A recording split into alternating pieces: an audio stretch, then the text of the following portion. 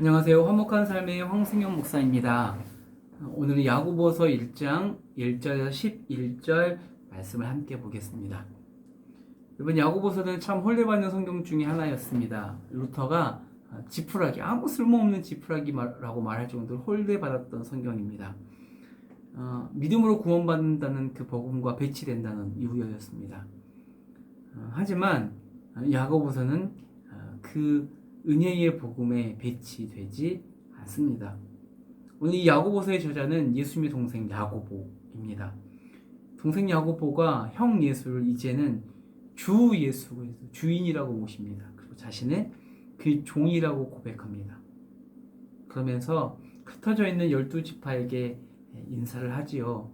이 흩어져 있는 12지파는 단순히 혈육적인 이스라엘 백성들만을 이야기하는 것은 아닙니다.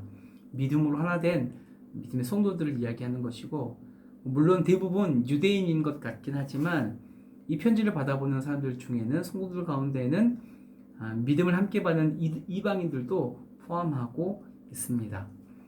그런 그들에게 교회 안과 밖으로 어떤 시험거리들이 있는 것 같습니다. 그런데 그 시험 가운데 있는 성도들에게 야고보는 침착하게, 너무나도 침착하게 2절 그 고난을 온전히 기쁘게 여기라고 이야기합니다. 기쁘게 여겨야 할 이유는 성도가 그 고난을 통하여서 얻을 것이 있다고 이야기합니다.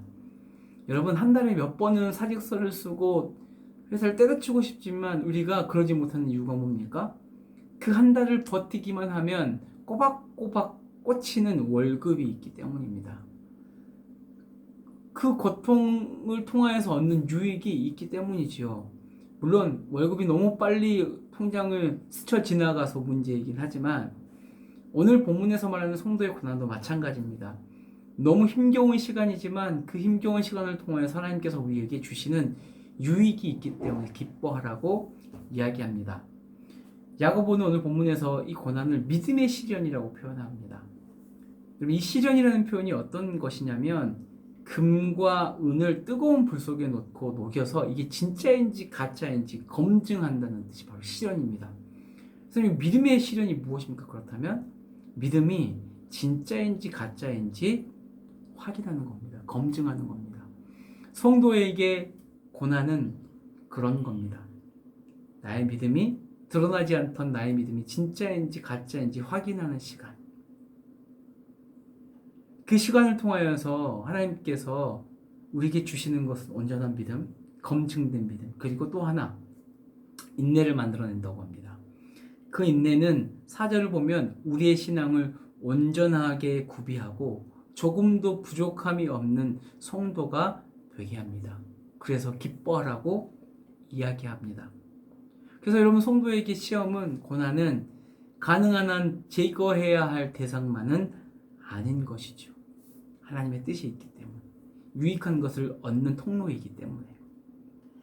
믿음의 시련이 올 때에 처음에 사람들은 당황할 수밖에 없습니다. 우리에게 문제가 생기는 순간 긴장하게 되고, 그 긴장은 우리의 생각을, 우리의 신앙을 경직시킵니다. 하나님, 왜 나에게만 이런 일을 주십니까? 왜 지금이어야만 합니까? 라고 따져 묻게 되지요. 그런데 믿음을 갖고 있는 성도는 그저 따져 묻는 것에서만 끝나지 않습니다. 결국 헤매다가 하나님을 찾습니다. 겸손하게 그분을 의지하기 시작합니다. 하나님께 구하지도 않던 사람이 하나님께 구하게 되고, 그 시련을 통하여서 겸손을 배우게 됩니다.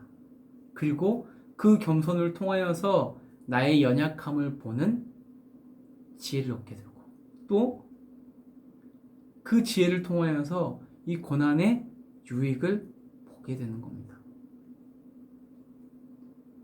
결국 이 시련을 하나님의 시선으로 볼 수 있는 지혜가 우리에게 또 얻어지는 겁니다. 그 지혜를 구하라고 이야기합니다. 적극적으로 구하라고 이야기합니다. 믿음으로 의심하지 말고 구하라고 이야기하고 있지요. 두 마음을 품지 말고 정한 마음으로 구하라고 이야기합니다.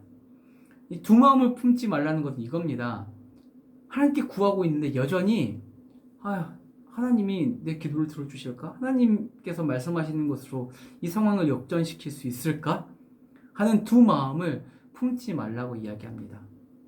왜 그것을 품지 말라고 이야기하냐면 하나님께 구하고 있으면서 그것을 의심하는 것은 여전히 그 문제가 하나님보다 크다고 생각하고 있기 때문입니다. 그것은 양다리를 거치고 있는 참 믿음이 아니라고 이야기합니다. 우리가 지혜를 구할 때에 오늘 본문에서 뭐라고 이야기합니까? 우리 하나님은 그런 기도 앞에서 인색하지 않으신다고 이야기합니다. 후히 주시고 차고 넘치게 빽빽하게 눌러서 주시고 야 그것도 모르냐? 라고 핀잔 주시지 않는다고 이야기합니다. 꾸짖지 않으십니다. 오히려 겸손하게 나오는 성도를 기쁘게 맞아주십니다. 그렇게 나오는 우리를 사실은 기다리고 계십니다.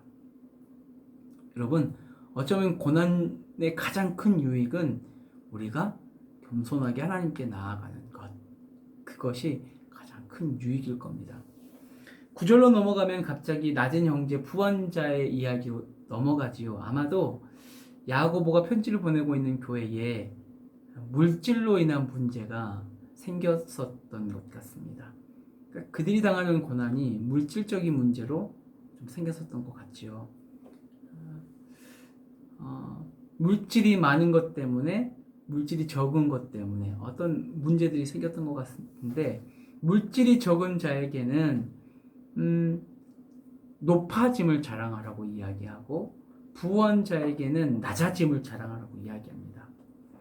여러분, 이 낮은 자, 이 가난한 자는 왜 높아짐을 자랑하라고 이야기했을까요? 그 낮은 자는, 가난한 자는 예수 그리스도를 만남으로 인하여서 하나님의 자녀가 되는 신분 상승이 이루어졌습니다. 그러니 한낮 바람이 불면 흩어지는 꽃잎과 같은 물질 때문에 너의 마음에 주눅 들지 말고 예수 그리스도로 어쨌든 높아진 그 신분을 자랑하라고 이야기하는 겁니다. 반대로 부요한 자들은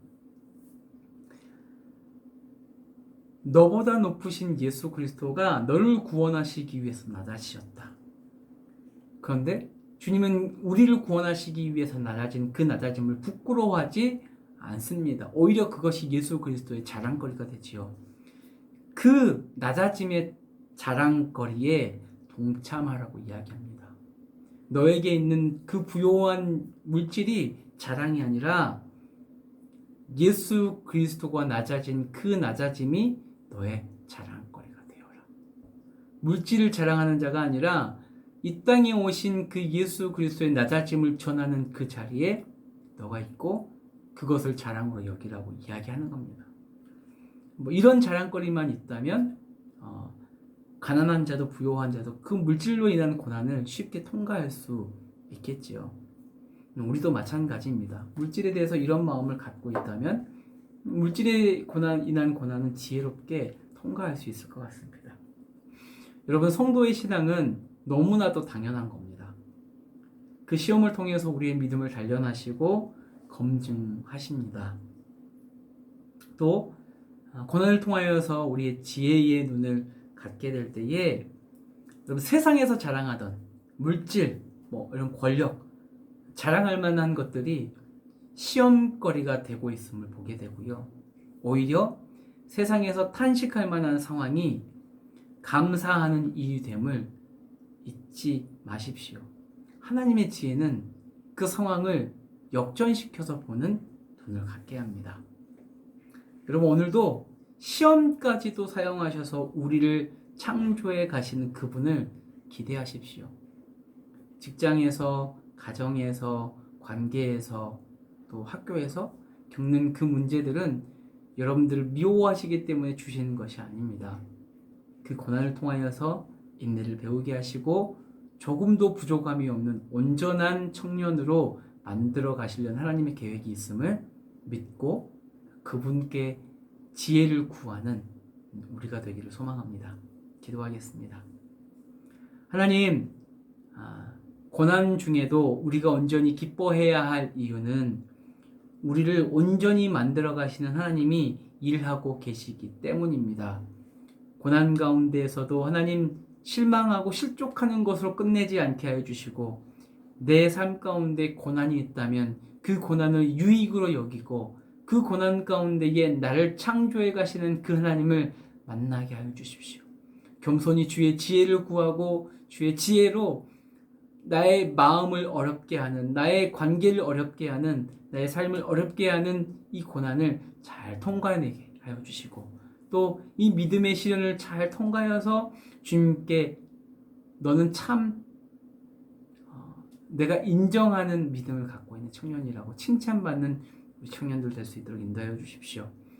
고난 중에 있습니까? 후회 주시고 꾸짖지 않으시는 그 하나님께 겸손하게 기꺼이 나아가 구하는 우리 청년들 될 수 있도록 인도하여 주십시오. 오늘 하루도 그 주님을 기대합니다.